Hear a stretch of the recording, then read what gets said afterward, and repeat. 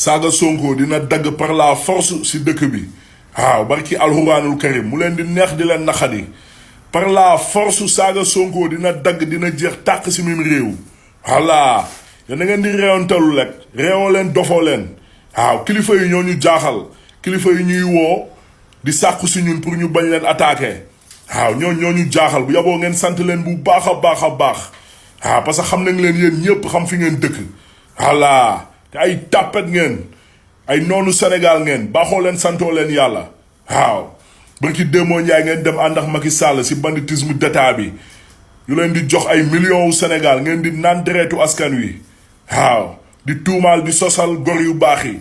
waaw yooyu day dagg de day jeex par la force mu leen di neex di leen naqadi Sonko kenn amul fayam bu du doon Sonko heure bi ñu ngi naan 3e mandat Macky Sall xëy na heure bi génnee nañ ay sénégalais yu bëri seen kër waaw génnee leen si mbedd bi waaw bu dul woon Sonko ñun gor yu baax yi waxkatu dëgg yi nitu dëgg yi ñu ngi si bàmmeel yi wala ñu ngi si kaso yi wala génne nañ Sénégal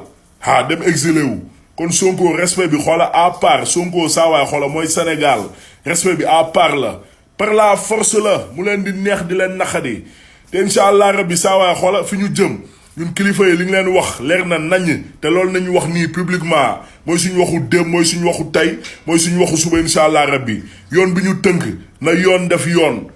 na yoon def yoon procureur saawaay xoola fu mu gisee yenn affaires yi nay autosaisiru xam ni askan bi la fi nekkal voilà loolu mooy jàmm ak salaamu Sénégal ak citoyen sénégalais yi sinon gaan bu ku nekk naree fajal boppam rek day metti barki alxuraanul karim te ñun Sonko këpp ku génn naan da koy saaga xoola day mel ni ñun la jàkkaarloo di ñu saaga wala day mel ni daa jël paaka gaan di ñu ko jam barki alxuraanul karim voilà yéen daalu Sonko sax moo leen gën yéen ñii di saaga Sonko Sonko moo gën seeni baay téeméeri junni yoon Sonko li mu defal Sénégal seen maamaat yi sax laa lay wax nii defal nañu ko Sénégal barki alxuraanul karim kon respect bi par la force la da ngeen di réewantalu nax Assane Diouf ñam na Assane Diouf day dof-doflu de prête non la xaalisum Ndakaaru laa lay wax nii xoolal foofu fu mu dugg xam nañ nu mu demee moo tax loolu incha allah rabbi mi ngi suñu kanam mi ngi ñëw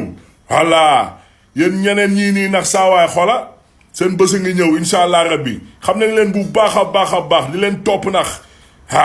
xam nañ foofu fi ngeen di dugg ak lépp te ñu ngi alerté na yoon def yoon na yoon def yoon saawaay loolu mooy seen jàmm ak salaam de yasaay xalifa rappeur laa mi ñu askan wi noonu naa fekk yi